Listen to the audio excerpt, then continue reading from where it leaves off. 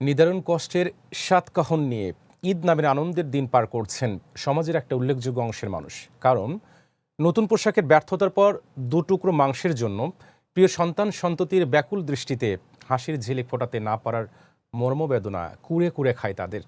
বিত্তবানদের fridge ভর্তি করে মাংস রাখার প্রতিযোগিতার কারণে এদের কাছে ঈদ মানেই অপেক্ষা আর উপেক্ষা। সমাজের উল্টো পিঠের হতদরিদ্র মানুষের ঈদের দিনের হাড়ির চিত্র তুলে ধরছেন এইচ এম মিতু। কোলাহলময় শহরের ঠিক বিপরীতে আবছা আলোর ছোট্ট টিনের ঘরটায় সকাল থেকেই চুলো জ্বলছে। উকি দিয়ে দেখা গেল দেলোয়ারা বেগমের হাড়িতে ফুটছে হলুদ রঙা খিচুড়ি, পাশে রয়েছে একটুখানি সেমাইও। এই ঘরে ঈদ মানে অপেক্ষা। তার চোখ বারবার চলে যায় ফাঁকা রাস্তার দিকে। কখন ছেলেরা ফিরবে, সঙ্গে করে আনবে কেজি দুয়েক গরুর মাংস। নিজেদের কোরবানির সামর্থ্য নেই, ফলে প্রতি বছরের মতো এবারও অপেক্ষা। কারো ভাগ থেকে যদি একটু মাংস আসে, তাহলে নাতনি দুটোর মুখে অন্তত হাসি ফুটবে।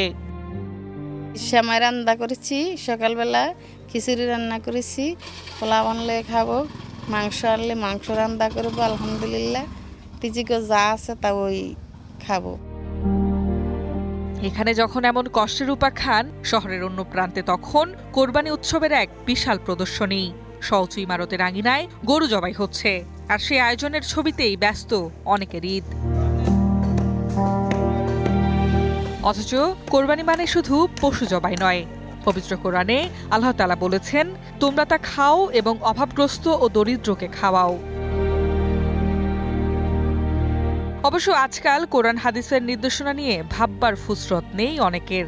কোরবানি যেন আজকাল হয়ে উঠেছে লোক দেখানো সামাজিকতার এক মহাপ্রতিযোগিতা।